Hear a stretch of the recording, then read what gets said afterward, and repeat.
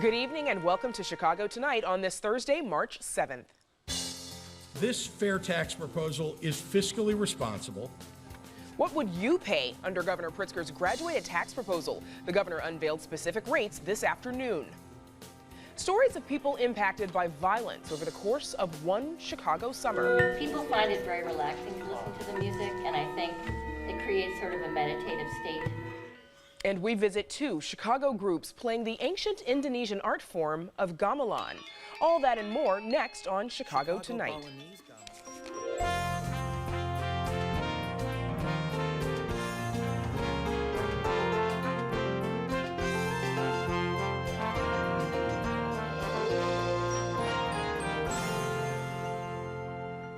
Thanks for joining us. I'm Brandis Friedman. Here's what's happening in Chicago tonight.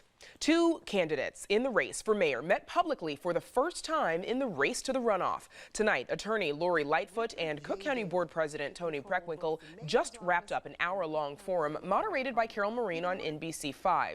Right away, each candidate attempting to position the other as the establishment candidate. I don't hold the title of committeeman, central committeeman, boss of the party. Those are the credentials of an insider. For the last 13 years, she has been an equity partner, that's an owner of a law firm that defends big tobacco, that defends big pharma. And both Tony Preckwinkle and Lori Lightfoot will appear on Chicago Tonight's forum on March 21st. A McHenry County deputy has died after being shot, and a suspect is in custody after an hours-long standoff. The deputy, 35-year-old Jacob Keltner, who'd served 13 years with the McHenry County Sheriff's Office, was working with the U.S. Marshals Service Fugitive Task Force when trying to serve Brown, the alleged suspect, with an arrest warrant. During serving that warrant, the subject fired a shot. I believe he shot through a door. It struck a McHenry County deputy.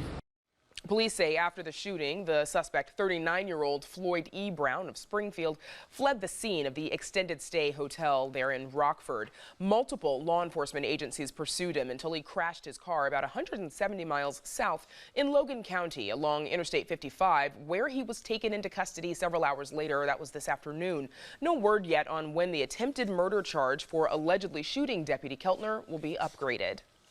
And the massive $6 billion Lincoln Yards development is nearly through all of its regulatory hurdles. City Council Zoning Committee today passed the plan by a 9-3 vote, clearing the way for construction to start soon on 55 acres of land along the Chicago River between Lincoln Park and Bucktown. New Zoning Committee Chairman James Kappelman, who is facing a runoff election, voted no. The passage comes as developers announced a reduction in maximum building heights from 800 to 600 and more affordable housing on site. Opponents say the plan has been jammed through, but proponents say it will create thousands of jobs and repair roads and bridges in the area. Even here, at the 11th hour before a vote, I'm able to gain additional changes and modifications to this plan. Every one of these is at the request of the community. Here we have a plan that they're telling us, oh, we got to move forward with this. We got to get this project in so that we can move forward with this development. Yet we as the city have not taken the time to think this through. And it now faces almost certain approval from full city council next Wednesday. Meanwhile, a $900 million tax increment financing district associated with the project will be voted on next week separately. Former Chicago Alderman Ed Verdoliak pleaded guilty in federal court today to one count of felony tax evasion. In his agreement, the former attorney admitted that he helped another attorney, Daniel Soso, evade federal income taxes related to attorney's fees he received in connection with the state's $9 billion tobacco settlement in the 90s. The 81-year-old faces up to 5 years in prison. His sentencing is set for late July. Soso has also pleaded guilty to one count of tax evasion. He's to be sentenced in late June. As for the weather, cloudy and a chance of snow overnight with a low around 25, then cloudy again tomorrow with a chance of snow early before becoming mostly sunny and a high near 38. And don't forget, you can get Chicago Tonight streamed on Facebook, YouTube, and our website, WTTW.com/news. You can also watch via podcast and the PBS video app. So, do you want to know what you would be paying under Governor Pritzker's graduated income tax proposal? The governor is out with the specifics of his plan today, and as advertised, it would hit high earners the hardest. But just how hard? Paris Schutz delves into the details. Paris, what are those rates? Well, Brandis, Illinoisans that earn $1 million or more will have to get used to paying 3% more of their income in income taxes, so probably not you or I. Under this proposal that just got released this afternoon by the governor, Pritzker cautions that this is just his opening plan, and negotiations are underway with the General Assembly to establish final rates. And keep in mind that the current rate is a flat 4.95% income tax that everybody pays. And according to the governor, 97% of filers would see a slight tax cut under his plan. So here are the specific brackets. As you see there, from $0 to $10,000, 4.75%. $10,000 to $100,000, 4.9%, $100,000 to $250,000, 4.95%, and then it jumps up from there, $250,000 to $500,000, 7.75%, $500,000 to $1 million, 7.85%, and then over $1 million, 7.95%. Also, those that earn more than $1 million, they have to pay that 7.95% on all of their income, not just income over $1 million.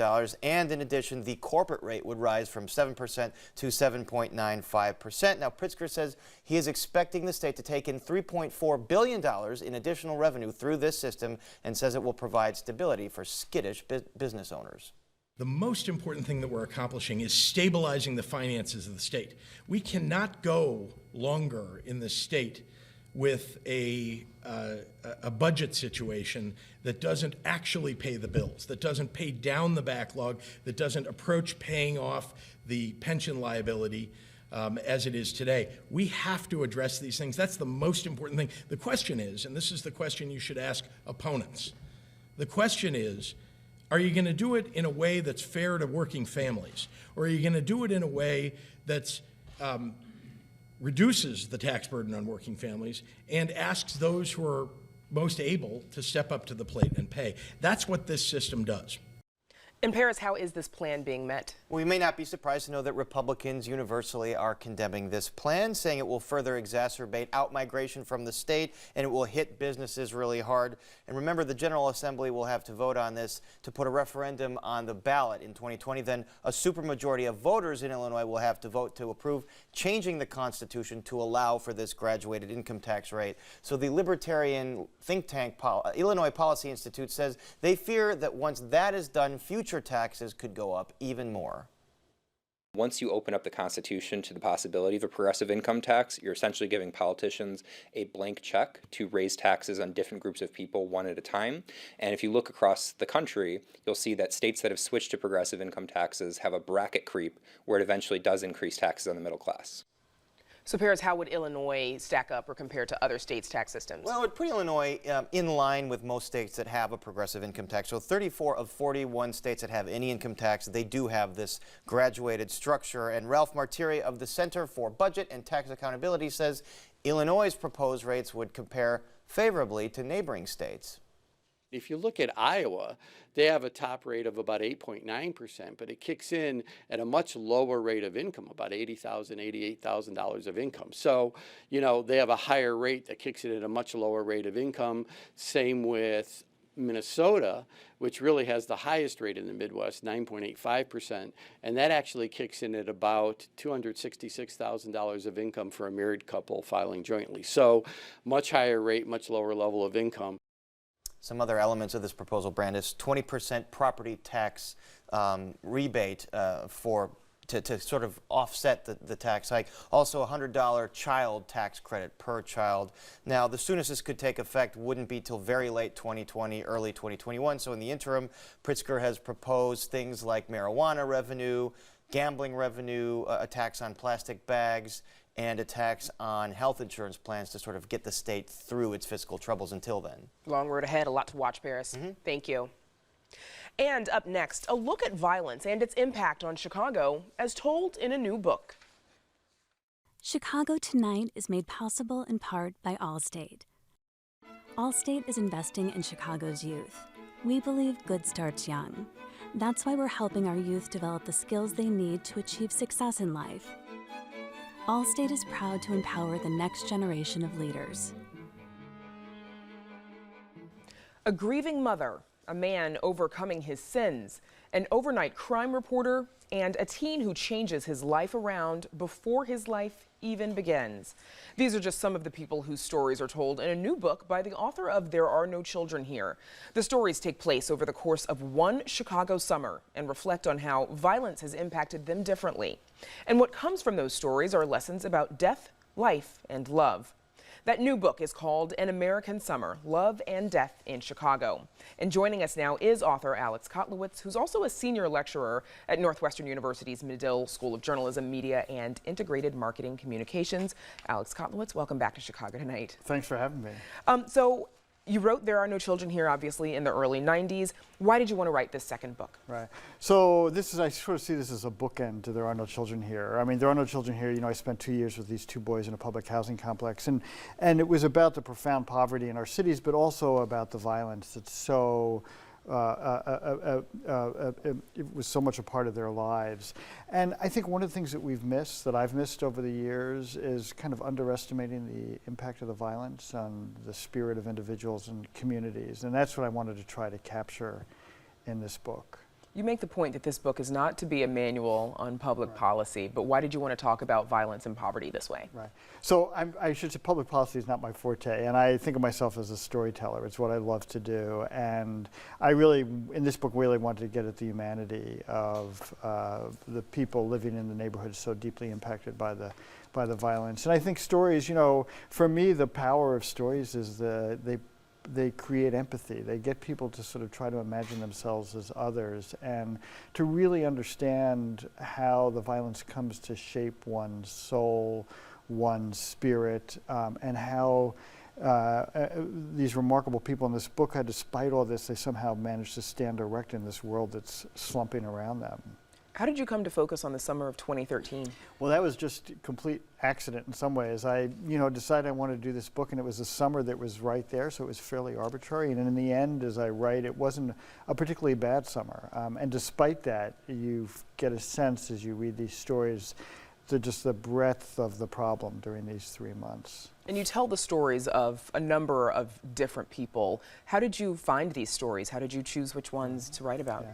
So I was looking for stories that surprised me, that knocked me off balance. And so I spent that summer, I embedded with a homicide unit. I spent time at the Stroger trauma unit. I went to a re-entry program to talk to people coming out of prison. I spent time with people I had already met during the course of my reporting over the years. One of those stories was of a woman named Lisa Daniels. Tell us about her. So Lisa Daniels is a remarkable woman. She, a single mom living on the South Side, raising 2 children. Her oldest was a engineering student at University of Illinois, and her younger son, Darren, kind of strayed. He wandered. He began selling drugs, and one afternoon, Darren goes into a reasonably small drug trade, I think probably with the intent of robbing the drug dealer, and I think the drug dealer may have had the intent of robbing Darren, and they get into a gunfight, and Darren's killed.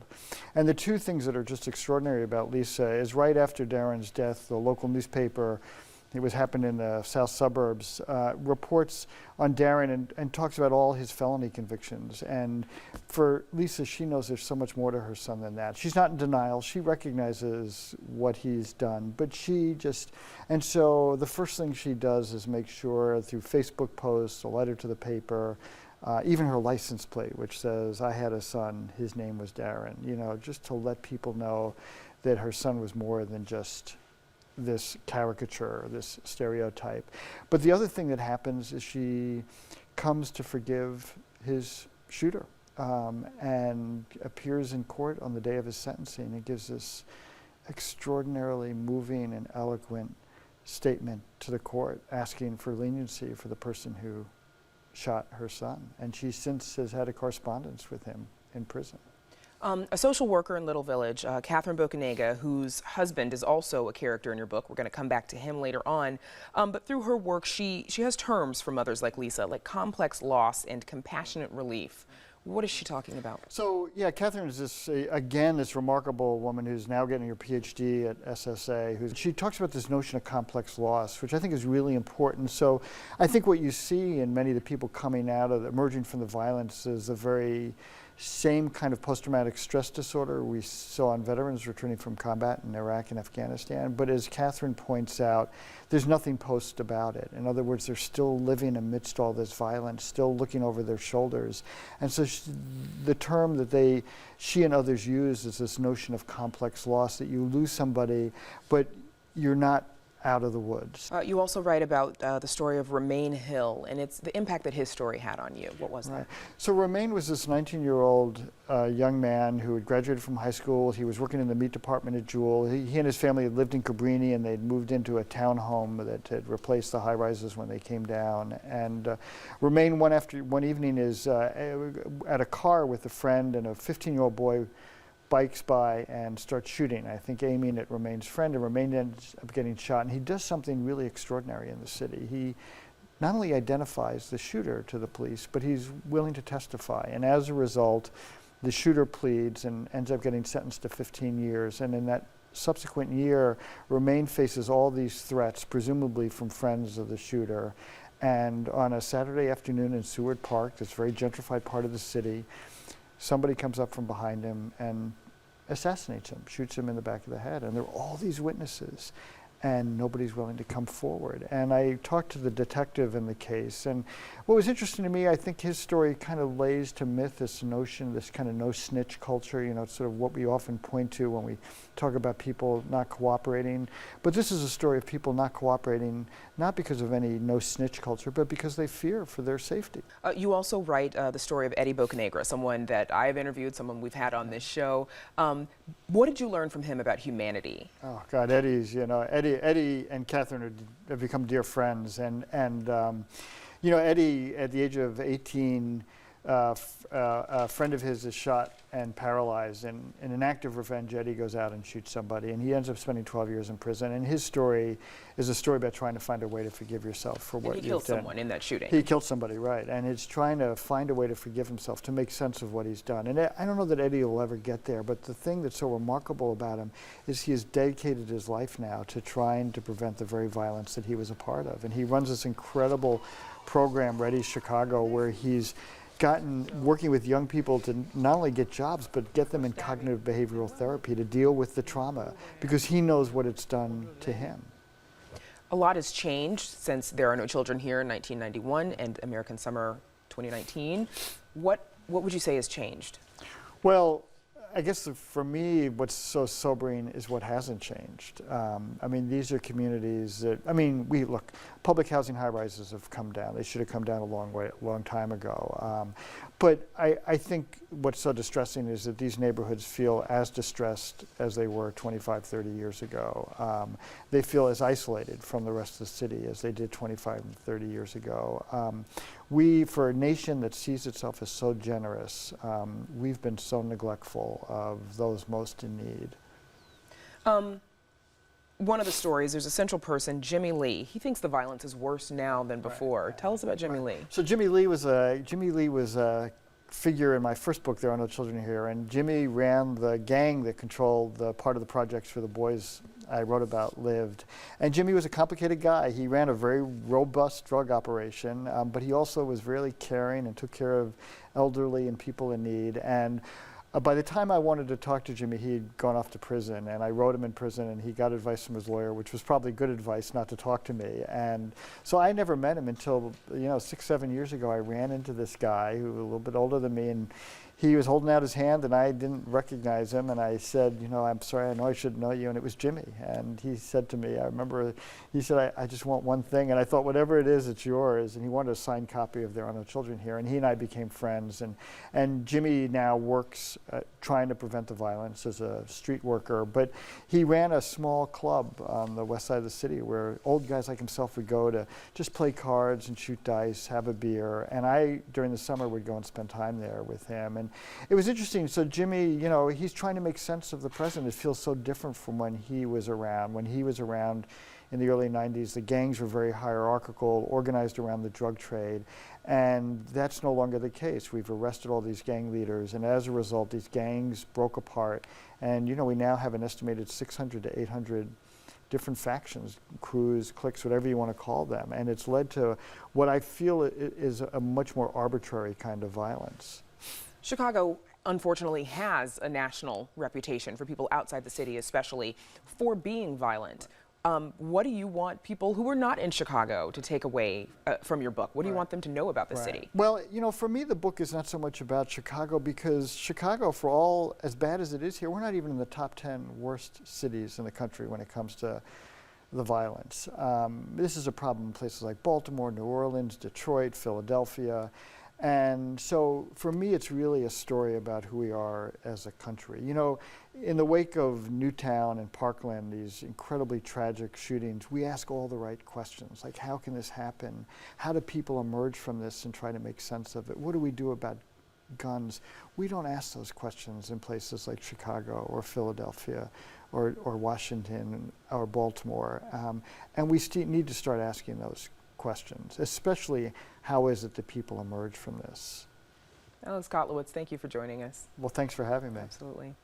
Again, the book is called An American Summer, Love and Death in Chicago, and you can read an excerpt on our website.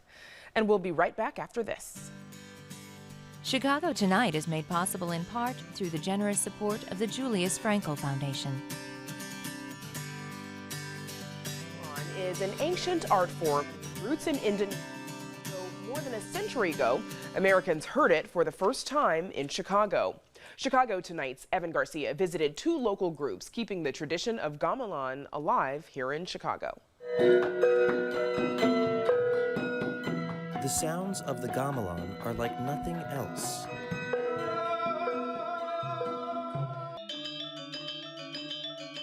The word gamelan is referring to an entire ensemble of instruments. It's referring to an entire ensemble of musicians. So saying the word gamelan is sort of similar to saying the word orchestra. Gamelan music comes from Indonesia and dates back centuries. Two distinct styles emerged from the Indonesian islands of Java and Bali. In Chicago, two groups keep the ancient tradition alive. Friends of the Gamelan plays Javanese gamelan, a slower, calmer version of the music which includes singing. People find it very relaxing to listen to the music, and I think it creates sort of a meditative state.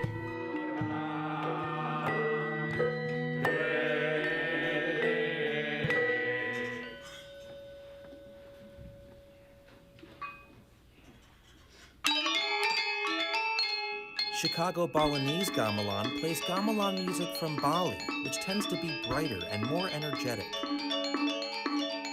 This is more like a lot of people have drunk a lot of coffee, because we play everything really fast. The Balinese gamelan was noticeably louder. They perform with dancers from the Indonesian Performing Arts Chicago organization. Both groups rehearse at Mana Contemporary Art in Pilsen. So this instrument is called the rebab. With a violin, the tension is already fixed, but with this, you have to create the tension with your fingers. Gamelans are a key part of ceremonies and rituals in Indonesia. Americans got their first taste of gamelan music at the 1893 Chicago World's Fair. A gamelan orchestra played inside the Java Village attraction located on the fair's Midway Plaisance. Those same instruments and costumes are in the Field Museum's collections. In the late 1970s, the museum let the public play the instruments. That was when people in Chicago got to know about gamelan, and when the Field Museum then decided to put them back in storage, people had sort of developed an interest in it and wanted to continue playing. Soon after, Friends of the Gamelan bought their own instruments and incorporated in 1980. Rest 5, rest 3 will be here, and then rest 2, rest 4. Alex has been in the group off and on since 2009 and became its artistic director 2 years ago. 1, 7, 8. Claire started Chicago Balinese Gamelan in 2017 after studying gamelan in Bali while attending Lawrence University. It was the first type of music that I felt really made sense to me, that just seemed very intuitive to me.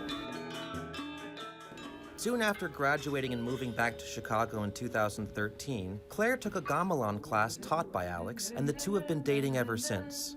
We're able to encourage each other and share this similar connection, yet it's unique and different in their own regards. All of the Balinese music he knows is because I've taught him Balinese music. All of the Javanese gamelan that I play is because Alex taught me Javanese gamelan. Both gamelan teachers praise the communal aspect of the music and its accessibility to all skill levels. There's certain instruments that take years of studying to master. There's others that you can pick up in about 30 minutes as long as you can keep a pretty solid beat. Everybody needs to be there at rehearsal. It's not like one person's role is stronger than another's. Most of all, members value each other. I've been a musician for a long time, and this is the first group of people that I've worked with in 50 years that everybody is just like together, no problems, no egos. For Chicago Tonight, I'm Evan Garcia. Both gamelans will perform at the Old Town School of Folk Music on May 8th as part of the school's World Music Wednesday showcase. And that's our show for this Thursday night, abbreviated to bring you special pledge programming. But stay connected by signing up for our daily briefing and join us tomorrow night at 7 for the Week in Review. Now, for all of us here at Chicago Tonight, I'm Brandis Friedman. Thanks for watching. Good night.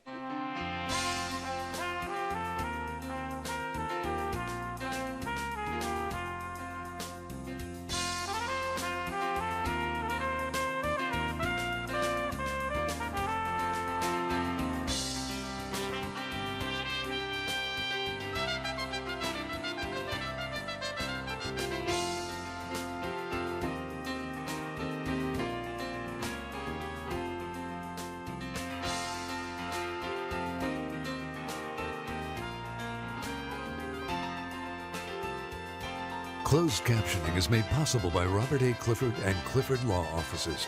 Robert Clifford is a co-chair of the fundraising committee for events marking the 200th anniversary of the Courts of the Northern District of Illinois.